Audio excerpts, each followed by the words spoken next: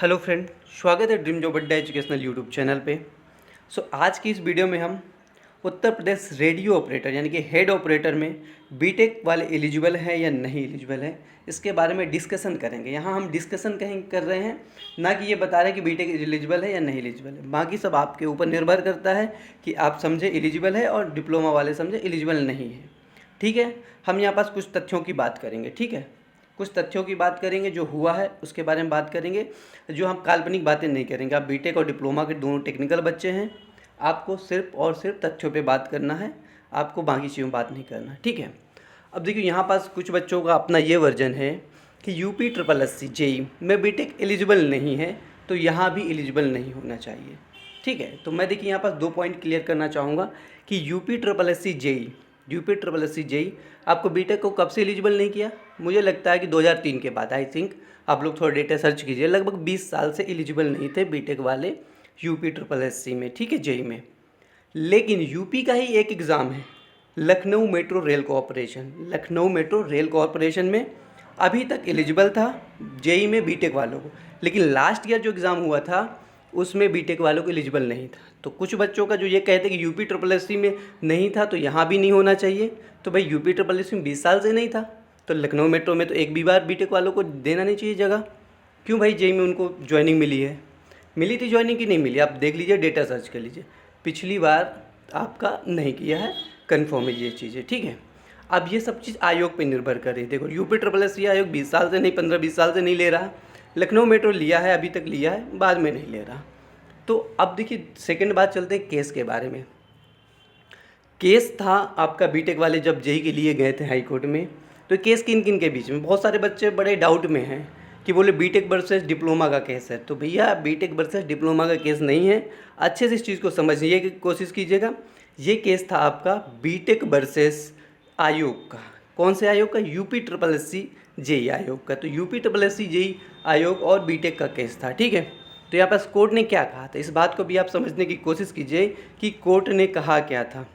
Court ने साफ साफ शब्दों में कहा था कि आयोग जो है इसके लिए निष्पक्ष, अपने जो भी तरीके से इसको लेना चाहता है एलिजिबल क्राइटेरिया, उसके लिए स्वतंत्र है। तो आयोग स्वतंत्र है अपना एलिजिबल क्राइटेरिया लेने के लिए। ठीक है, तो यहाँ पास आप कह सकते हैं कि यहाँ पास जो है डिप्लोमा की जीत नहीं है, क्योंकि आयोग ने तो पहले से कह दिया कि डिप्लोमा एलिजिबल है।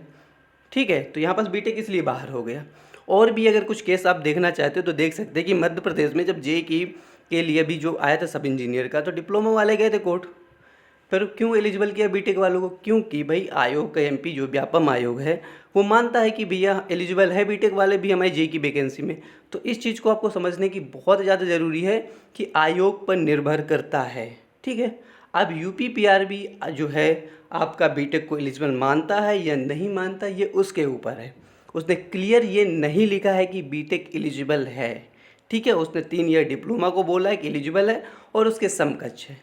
नियमावली में भी चले जाइए, तो कुछ लोग नियमावली बोलते तो नियमावली में भी आप जाइए तो वहाँ भी समकक्ष लिखा, क्लियर नहीं दिया, और वही चीज़ वहीं से कॉपी पेस्ट करके इस वाले में भी आपके नोटिफिकेशन में डाल दिया है। ठीक है, अब यूपी पीआरबी का भी अभी एक नोटिफिकेशन था जो अभी आपका पुलिस का आया था एएसआई के लिए, तो उसका भी अगर आप देखना चाहते हैं तो आप उसको अभी देख सकते हैं। अगर उसका आपको देखना चाहते हैं तो आप उसका देख सकते हैं। तो 1 मिनट देखिए, मैं उसको आपको दिखाई देता हूँ कि उसमें क्या कहा गया था। ठीक है, तो देखिए यहाँ पास देखिए, ये आपका उत्तर प्रदेश पुलिस लिपिक लेखा और गोपनीय सहायक संवर्ग का है। अब इसमें क्या है कि देखो ओ लेवल वाला चल रहा है कि ओ लेवल के समकक्ष कौन है। ठीक है, तो पुलिस ने यूपी पुलिस जो था ओ लेवल के समकक्ष किसको माना है, आप उसको देख सकते हैं। ठीक है, तो यहाँ पास ये सारी चीज़ें हैं तो देख सकते हैं। तो यूपी पीआरबी जो था उसने अपर डिग्री को प्राथमिकता दी है। प्राथमिकता मतलब कि सेम है तो चलेगा, अपर डिग्री भी है, उसको बाहर नहीं किया है। ठीक है, इसमें बीटेक वालों को भी अलाउ किया है।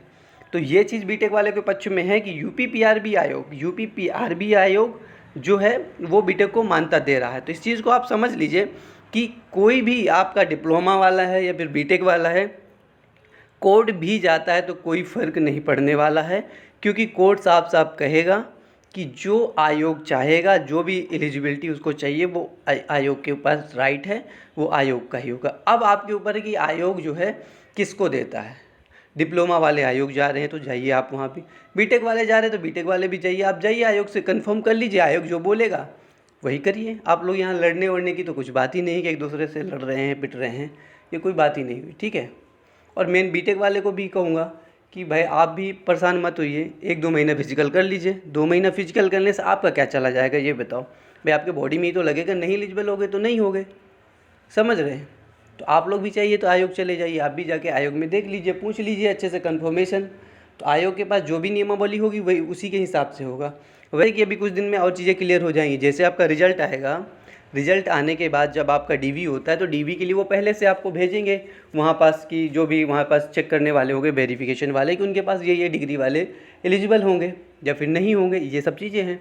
तो आप लोग परेशान मत होइए, आपके 50-50% है बीटेक वालों का, हो भी सकता है नहीं हो सकता, पर मैक्सिमम चांस मुझे लगता है कि जिस प्रकार यूपी पीआरबी आयोग ने अपना जो ओ लेवल वाला दिया था समकक्षता का, तो उसने मिनिमम से ऊपर वालों को माना है, लिया हुआ है। तो इसमें भी बहुत ज़्यादा चांस है कि लेगा। और बाकी और दूसरों के चक्कर में मत पड़िए, जो भी होगा वो देखा जाएगा। चलिए, थैंक यू।